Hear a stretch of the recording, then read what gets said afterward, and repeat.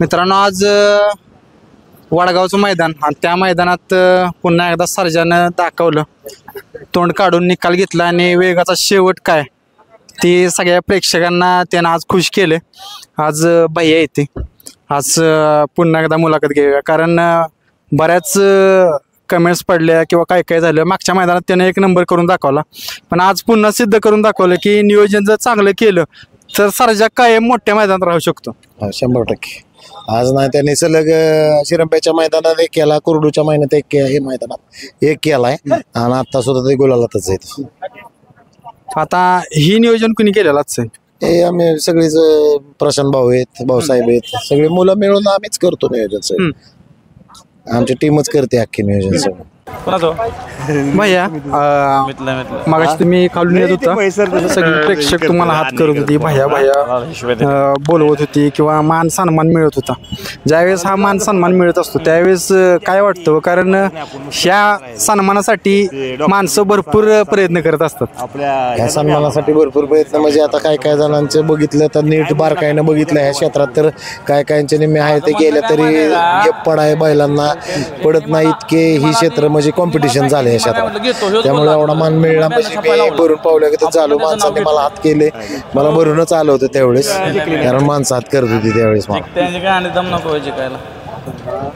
मित्रांनो आज सर्जाने खरंच त्यांना हृदय भरून आलं, कारण असा आनंदाचा क्षण येतात ना त्यावेळेस असं वाटतं का की सर्जा घेतला आणि त्याने सगळे मिळवून दिलं. 100% ना, माझ्या सर्जा घेतला मिळवून दिलं तर त्यांनी सगळंच आहे. पण सर्जा घेतल्याला आम्हाला कधी आजपर्यंत दुःख नाही झालं, त्यांनी मार खाल्ला तरी नाही झालं. शेवट कानाचे महाराष्ट्रातला टॉपचा एका शेवट कोणाला नको आहे स्वतःच्या घरी, त्यामुळं मला तर कधी दुःख मला नाही, आमच्या घरात कोणालाच नाही किंवा आमचे मित्र आहेत कोणालाच असं वाटलं नाही कधी, कारण आम्हाला एवढा त्याच्यावर विश्वास आहे की ते 100% परत कमबॅक करणार काय मार खाल्ला तर. आता आजच्या पळाविषयी काय सांगचाल? आजच्या विषयी काय, आज गाडी चांगलीच पिळली, गाडी नरमादी बघून आम्ही घातली होती कारण नंद्याला खाली तळ आहे, त्यामुळं नंद्या खाली गाडी काढून दिली, मग पुढे सरच्या ओढतोच गाडी. या हिशोबात आम्ही नियोजन केलं होतं. भैया ज्यावेळेस टॉपचं नियोजन करतो त्यावेळेस रिस्क पण भरपूर असते, कारण गाडीनं मार खाल्ला तर प्रेक्षकांच्या ज्या इच्छा असतात त्या अपूर्ण राहतात. 100% ना, ती तर असणारच ना. मग शेवट रिस्क घेतल्याशिवाय तर कुठलीही गोष्ट होऊ शकत नाही. रिस्क तर घ्यावी लागणार कुठल्याही गोष्टीत आपल्याला, त्याशिवाय काय करणार, रिस्क शिवाय काय नाही. बघा मित्रांनो, या क्षेत्रात ज्यावेळेस टॉपची बैल एकत्रित असतात, आज गाडी सुंदर पळाली आणि आज चांगल्या दिग्गज गाड्या होत्या. आज काय काय घरी गेले, आज तुम्ही एवढ्या मोठ्या मैदानात राहिला, सर्जानं आज खरंच त्याच्या पायाचं दाखवलंच की खरंच वेगाचा शेवट आहेच. आहे वेगाचा शेवट आहेच, हे दाखवूनच दिलंय त्यांनी. कारण त्याने आजपर्यंत माझ्याकडे जरी आलाय ना तरी तो कायम असा तोंडाला निकालाला तो वाढलेलाच असतो, तोंड लावतोच तो पुढे निकालाला कायम. कोणाबरोबर असला ना तर 100% तो तोंड लावणारच पुढे निकालाला. मित्रांनो, एक मैदान झालेलं मानेवाडीचं, त्या मैदानात सर्जानं पुढच्या नुसत्या नागपुडीवर निकाल घेतलेला, जिबन बाजाची आठवण करून दिलेली, येळागावचा राजू शेट्टी इनामदार यांचा बाजा. आज पुन्हा एकदा तीच त्यानं करून दाखवली. मी खाल नाही होतो त्यावेळेस मला बरीच जण म्हणत होते लय स्पीड लावलेला सर्जाने, कारण मी वर नव्हतो बघायला, कारण कधी त्याला जसा घेतलाय तसा मी खालीच असतो त्याला सुट्टीच्या तिथं, त्यामुळे वर काय पोरं असतात त्यामुळे मी काय वर नव्हतो. पण मला येताना बरीच जण म्हणले सर्जाने आज लय स्पीड लावलं होतं गाडीत. भैया ज्यावेळेस खाली तुम्ही आता सुट्टीला सांगितलं असता, सुट्टीला ज्यावेळेस खाली थांबतो त्यावेळेस मनामध्ये काय चालतं? कारण सगळ्या टॉपच्या गाड्या लागल्या, काय चालत दड चालू असते मनात, काय चालू असणार.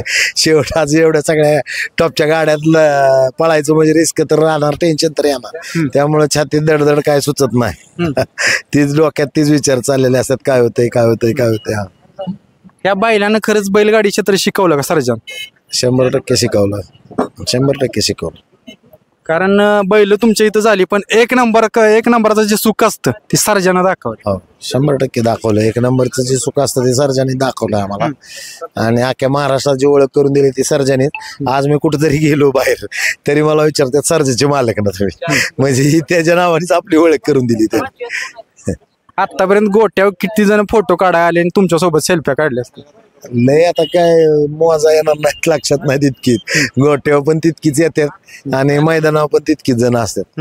आम्ही पण कुणाला नाही अडवत किंवा काढा, फक्त काय त्याचा प्रॉब्लेम ते धरून देत नाही, त्यामुळं लांबनं काढा, कारण ते धरून देत नाही. त्यामुळं आम्ही फोटो काढू ना, जवळ जाऊन नका काढू म्हणतो. लादबीत मारली एखाद्याला उगे दुखापत व्हायची म्हणून म्हणतो, बाकी नाही दुसरं. ज्यावेळेस असं सेल्फी काढतात, फोटो काढतात, त्यावेळेस खरंच असं वाटत असेल की तुम्हाला मी पण मोठा सेलिब्रिटी झालं? आपल्याला सेलिब्रिटी वाटून काय, आपल्याला ते स्थान सर्जन दिलेलं आहे, त्यामुळं ते आपल्याला वाटून काय आहे, ती दिलेली त्याची म्हणजे एका नंदीची किंवा एका देवाची आपल्याला ते बीकच म्हणावं लागेल मला दिलेली. त्यामुळे त्यात काय वाटणार तर मला मोठंच आहे, पण शेवट त्यांनी दिलं म्हणून मला मिळलं. त्याने जर दिलं नसतं तर मला नसतं मिळली ही गोष्ट. बाई आता ही असं यश ही 1 आणि 2 माणसाने भेटत नाही.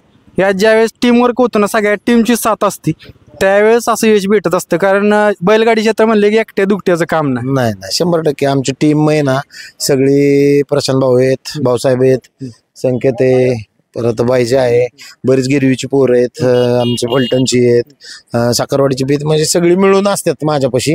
आणि आम्ही सगळ्यांना एकमेकांना विचारून गोष्ट असते. जरी त्यांच्याकडे कोण गेलं तरी मला फोन असतो, माझ्याकडे कोणा त्यांना फोन असतो. आम्ही विचार करून बाबा तो बैल पळतच असेल तरच आमच्या डोक्यात असतं गणित, नाहीतर आपण गोष्ट म्हणजे नाही म्हणतो त्या विषयाला. ज्यावेळेस सकाळचं मैदानात तिथं उतरत असतात, काय टीमचे काय काय प्लॅन होतं की आज असं सगळ्यांनी करायचं? नाही, काय झालंय आता सर्जाची बरीच मैदान झाल्यात, त्यामुळं जे ज्याच्या हाताला काम पडेल ते करतं. म्हणजे जे त्या कामासाठी कॅपेबल आहे ते त्याला आम्ही म्हणतो तू धर बाबा, तुला दावा धरून पळू शकतोय तू धर, असा विषय असतो आमचा. म्हणजे असं त्यांना काय म्हणत नाही आपण की हीच तू केलं पाहिजे, किंवा ते ज्याला जे काम जमतंय ते आपण लावतो त्यांना काम. चालतंय मित्रांनो, आपण जास्त वेळ घेत नाही, फायनलला सर्जाला जायचंय. बाया तुम्हाला शुभेच्छा करतो, आज सर्जा प्रेक्षकांचं मन जिंकल. धन्यवाद.